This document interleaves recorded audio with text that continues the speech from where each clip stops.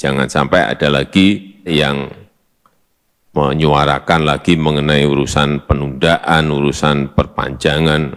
Enggak. We love Jokowi. We trust Jokowi. Kita percaya dengan Bapak Jokowi.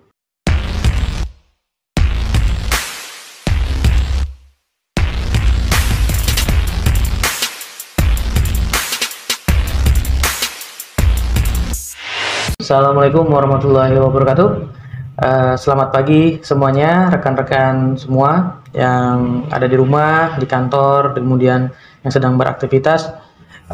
Jumpa lagi kita dalam diskusi di Bincang-Bincang Haris, dan tema diskusi kita saat ini yaitu terkait dengan pernyataan Presiden Jokowi yang tetap konsisten untuk menolak perpanjangan jabatan dan penambahan periode jabatan presiden. Saya langsung buat pernyataan saja. We love Jokowi. Ya. Selain kita cinta sama Jokowi, kita juga we trust Jokowi. Kita percaya dengan Bapak Jokowi sebagai Presiden Republik Indonesia. Saya termasuk orang yang memilih Bapak 2 periode. 2014 saya memilih, 2019 juga sama. Saya tetap menjatuhkan pilihan saya dan memilih Bapak Joko Widodo untuk memimpin negara kita, Republik Indonesia, untuk periode yang kedua. Namun kita melihat pada pekan-pekan ini, beberapa pekan ke belakang, ini memang terjadi situasi yang saya pikir ini akhirnya jadi gaduh di ruang-ruang publik. Yang pertama, gaduh ruang publik yaitu para menteri ini sibuk safari. Para menteri Pak Jokowi ini sibuk bersafari politik terkait dengan isu gelanggang yang dibawa, yaitu isu terkait dengan pertama penundaan pemilu atau perpanjangan masa jabatan presiden jadi 3 periode, dan intinya mendukung Pak Jokowi untuk 3 periode. Tentunya ini tidak sesuai dengan konstitusi. Kita kalau melihat wacana ini, dan pernah saya bahas dalam beberapa link, nanti bisa dikunjungin pada link-linknya. Di Bincang-Bincang Hari saya sudah membahas itu terkait dengan polemik penundaan pemilu dan masa jabatan presiden. Itu sudah diatur sangat jelas di batang tubuh Undang-Undang Dasar, sehingga ketika itu dilanggar tentunya itu tidak sesuai dengan konstitusi. Maka cara langkah terbaik memang harus dirubah konstitusinya katanya. Nah, kalau dirubah berarti harus diamandemen kembali undang-undang tersebut. Nah, tapi pertanyaan saya, apakah itu menjadi sebuah esensi yang sangat fundamental terkait dengan perubahan amandemen tadi? Nah, dalam beberapa hari yang lalu, Bapak Presiden Jokowi ini memimpin rapat kabinet di Istana Negara tentunya, kemudian memanggil semua menteri lengkap semua. Kemudian ada beberapa hal yang dalam catatan saya ketika memperhatikan pernyataan pidato beliau. Yang pertama, beliau di sini kalau saya melihatnya bukan hanya mengkritik kinerja menteri, tapi di sini dia juga menegaskan terkait dengan menteri siapa yang akan tetap loyal atau tidak pada presiden. Dia diawali dengan kalimat dengan pernyataan bahwa hari ini kita dalam kondisi yang tidak baik-baik saja. Pertama, yang membuat hal tersebut yaitu memang hal ini terkatrol dari nuansa dunia yang hari ini lagi tidak stabil, yaitu dengan Rusia akhirnya menginvasi Ukraina dan sebagainya, sehingga ini mengganggu beberapa pasokan negara-negara lain, kemudian ketidakstabilan, dan ini disinyalir akan menjadi menyulut perang dunia ketiga dan sebagainya. Dan Indonesia memang semua negara mengalami dampak efek dari perang Rusia-Ukraina ini. Nah, termasuk Indonesia mengalami sedikit banyaknya terkait dengan polemik tersebut. Yang menjadi masalah pertama yaitu saya juga sudah bahas terkait dengan masalah di Indonesia, salah satunya yaitu kelangkaan minyak goreng. Diawali pertama, Presiden Jokowi dalam memimpin rapat kabinet tersebut, beliau bercerita terkait dengan tingkat inflasi di negara-negara lain, baik di Turki, kemudian negara-negara di Eropa, kemudian negara-negara di Amerika, kemudian negara-negara Asia, dan hal itu juga tidak menutup kemungkinan bahwa Indonesia juga akan mengalami tingkat inflasi yang sangat parah juga, dan ini sangat dikhawatirkan. Jika terjadi sampai itu, artinya akan terjadi krisis ekonomi di Indonesia, dan ini sangat membahayakan. Nah, sehingga Pak Jokowi pada pernyataan itu Kenapa bisa seperti itu? Misalkan krisis itu bisa, inflasi Indonesia juga bisa tidak terkontrol, karena beberapa harga dari bahan-bahan pokok ini tidak stabil, bahkan mengalami kelangkaan. Yang pertama tadi saya ulangin, pertama terkait dengan minyak goreng menjadi langka beberapa pekan yang lalu setelah ada kebijakan harga eceran tertinggi terkait dengan minyak goreng. Kemudian setelah minyak goreng itu dicabut harga eceran tertinggi oleh Menteri Perdagangan, ya akhirnya minyak goreng itu banyak tumpah ruah lagi, tapi harganya melambung tinggi. Itu yang pertama. Yang kedua, gas LPG juga sudah mengalami kenaikan kalau secara harga eceran tertinggi memang belum ada, tapi di pasaran harganya sudah mulai naik, harga gas LPG. Kemudian apalagi? Dalam seminggu kemarin kita juga dinaikkan harga bahan bakar minyak BBM, yaitu Pertamax. Memang kalau kita membandingkan harga BBM Indonesia dengan beberapa negara lain, memang Indonesia relatif masih murah. Tapi kalau dibandingkan dengan Malaysia, Indonesia ternyata kalah jauh murah dengan Malaysia. Harga minyak goreng juga sama seperti itu. Tapi dibanding negara lain, Indonesia memang masih terbilang masih relatif murah harga BBM-nya. Tapi menjadi kendala ketika harga Pertamax naik, orang-orang akhirnya publik ya kembali lagi mencari Pertalite. Solar langka juga, solar subsidi. Nah ini akhirnya apa yang terjadi? Tingkat inflasi karena sirkulasi barang dan jasa ini banyak yang terganggu, terhambat, harga BBM juga meningkat, maka akan menimbulkan inflasi. Jika dari pernyataan Presiden tersebut, artinya di sini ketika inflasi itu meningkat, hal yang sangat dikhawatirkan yaitu tidak terkontrolnya APBN atau keuangan negara. Nah, jika terjadi krisis ini, maka akan membahayakan segala segi atau sendi kehidupan berbangsa dan bernegara. Nah, ditambah ini yang menjadi mungkin kekesalan Pak Jokowi, ditambah apa? Beliau menganggap bahwa akhirnya menteri-menteri ini ditanya sama beliau, menteri pada bekerja tidak sih? Menteri-menteri bekerja tidak sih? Kalau saya mengambil kesimpulan begitu. Karena dianggapnya dengan ada polemik ini, kok menteri malah bersafari politik? Saya juga tidak tahu, ya, artinya apakah ini perintah Pak Jokowi atau tidak. Tapi dari pernyataan klaim beliau, ini sudah jelas, clear. Ya, sudah tidak ada lagi, beliau mengisyaratkan sudah tidak ada lagi terkait dengan isu yang digulirkan, polemik yang digulirkan terkait dengan isu penundaan pemilu dan isu perpanjangan masa jabatan menjadi 3 periode atau dukungan menjadi 3 periode Pak Jokowi.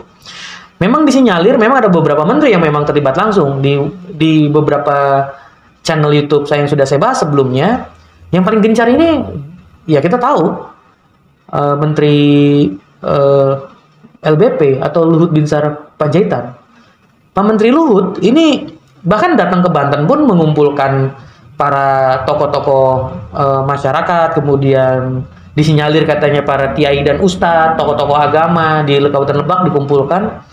Kemudian diklaim dan di beberapa media dituliskan para tokoh agama ini mendukung wacana dan 3 periodenya Pak Jokowi. Ini kan jelas aneh, saya bilang. Apakah semuanya sepakat seperti itu? Tidak. Karena wacananya pertama kan cuma hanya silaturahmi. Tapi tiba-tiba outputnya seperti itu. Ini kan juga kacau juga, saya bilang. Nah, yang kedua, ada pernyataan terkait dengan minggu yang lalu, ya. Ini ada silaturahmi abdesi. Ya, perangkat desa semua dan kepala-kepala desa kumpul semua di Jakarta. Kemudian mereka ada teriakan-teriakan dalam pertemuan itu untuk mendukung Pak Jokowi 3 periode. Bahkan disinyalir katanya wacananya habis Idul Fitri akan ada gebiar atau ada wacana deklarasi resmi para perangkat desa dan kepala desa atau abdesi mendukung Jokowi 3 periode. Disinilah menjadi polemik awal, maksudnya bukan polemik awal ya, disinilah menjadi polemik yang tidak menjadi sebuah solusi. Karena Indonesia hari ini banyak sekali PR yang sudah sedang dihadapi dan masyarakat hari ini sedang dalam keadaan tidak baik atau sulit. Sehingga bahaya sekali kalau wacana ini terus digulirkan, bahaya sekali. Sehingga Pak Jokowi sudah mengklirkan hari ini. Makanya tadi saya bilang di awal, we love Jokowi, we trust Jokowi. Termasuk saya juga, pribadi saya mendukung Pak Jokowi dan memilih Pak Jokowi di 2014 dan 2019 kemarin. Dan saya kenapa yakin mendukung Bapak Pak Jokowi menjadi presiden? Karena saya punya keyakinan Bapak taat pada konstitusi. Dan inilah amanat dari reformasi. Nah, selanjutnya, lalu ketika ini digulirkan, tadi saya menyatakan bahwa kita mengukur nih terkait dengan loyalitas para menteri. Sehingga ketika Presiden sudah mengumumkan pada rapat resmi, rapat kabinet, tidak ada lagi wacana penundaan pemilu dan presiden 3 periode dan sebagainya, maka kita lihat menteri siapa yang hari ini ke depan masih bermanuver politik dan makin menggelorakan hal tersebut atau membawa isu terlebih tersebut. Saran saya Pak Jokowi, reshuffle Pak, reshuffle kabinet, gantilah Pak menteri-menteri yang tadi bikin gaduh Pak. Saya sepakat dengan pernyataan Bapak. Pernyataan Bapak itu, ayo menteri, para kinerja menteri itu ayo kerja dengan sisa beberapa tahun ke depan, kurang lebih 2 tahun lagi ya, untuk kinerja pemerintahan saat ini. Ayolah, buatlah legacy, buatlah warisan yang luar biasa. Hari ini kinerja pemerintahan Pak Jokowi itu sudah sangat luar biasa. Pembangunan infrastruktur, ya kan, kepuasan publik dan sebagainya. Jangan sampai ini dinodai dan dilukai dengan ulah para menteri Bapak. Maka kita sebagai rakyat, kita sebagai masyarakat menanti ketegasan Bapak Presiden. Ketika Bapak sudah menyertakan tidak ada lagi kubur wacana penundaan pemilu dan wacana presiden 3 periode, kubur. Tidak ada lagi yang bahas itu. Fokus pada kerja dan kinerja. Itu pernyataan Bapak. Sehingga jika ada, Bapak harus juga berjanji, jika ada menteri yang seperti itu, pecat aja Pak. Reshuffle Pak. Masih banyak orang-orang yang hebat Pak untuk bisa bekerja membantu Bapak. Bukan hanya itu. Kami rakyat itu mendukung Bapak penuh. Jadi Bapak tidak perlu takut. Tidak perlu takut Pak. Apalagi masa Bapak takut dengan menteri Pak Luhut? Nggak mungkin dong. Bapak presidennya. Pak Luhut itu cuma hanya menteri. Ya kan? Kalau beliau tidak patuh pada loyalitas pada presiden, ganti saja Pak salah satunya. Kemudian bukan hanya dengan menteri Pak Luhut, menteri-menteri yang dinilai gagal dalam mengatasi masalah. Ya kan, catatannya, misalkan kalau berbicara BBM, berarti kan menteri BUMN, Dirut Pertamina, evaluasi Pak. Ya kan, terkait dengan minyak goreng, menteri perdagangan, evaluasi lagi Pak. Kasih waktu untuk menyelesaikan masalah itu. Jika tidak bisa dalam termin waktu menyelesaikan masalah, reshuffle Pak. Masih banyak orang yang bisa memberikan ide, gagasan, bahkan mempraktekkan untuk bisa membuat dan mendukung visi Bapak menjadi presiden. Dan kita mengantarkan dengan suka hati, dengan bahagia, kinerja Bapak luar biasa di akhir periode Bapak di tahun 2024 nanti.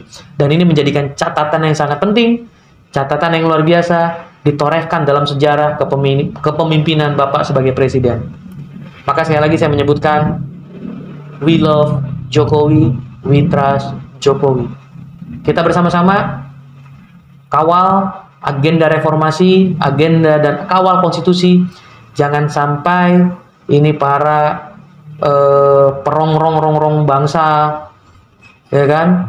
Kemudian orang-orang yang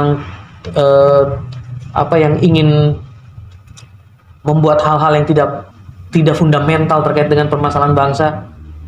Sudahlah, diganti saja Pak para menteri itu di reshuffle. Karena tidak baik juga Pak kalau Pak Presiden ini banyak mengeluh dengan kinerja menteri Bapak. Kalau Bapak tidak bisa bersikap tegas, Bapak juga tidak bisa mengambil sebuah jalan dari konsekuensi tersebut, maka langkah terbaik yaitu reshuffle dilakukan. Karena masih ada 2 tahun Pak pekerjaan yang harus dilakukan. Masih sangat berat ini pekerjaan. Terutama kita fokus juga pembangunan IKN, kita fokus pembangunan pasca COVID ini, pembangunan pertumbuhan ekonomi. Maka saya yakin masih banyak orang yang siap bekerja untuk Bapak, dan kami sebagai rakyat, kami sebagai masyarakat yang legalitasnya sudah diserahkan, kewenangannya dan pilihan kami pada Pak Jokowi. Tolong Pak, rakyat mendukung Bapak penuh, dan Bapak menjawab itu dengan kinerja pemerintahan yang sangat baik. Itu saja dari saya. Sekali lagi, kecintaan kami dari rakyat cukup kita sepakat bersama, dan saya sepakat sekali, bahagia sekali mendengar pernyataan Pak Jokowi terkait dengan kubur wacana penundaan pemilu dan presiden 3 periode. Saya akhiri, mohon maaf atas segala kehilafan dan kekurangan. Sekali lagi, we love Jokowi, we trust Jokowi. Terima kasih. Assalamualaikum warahmatullahi wabarakatuh.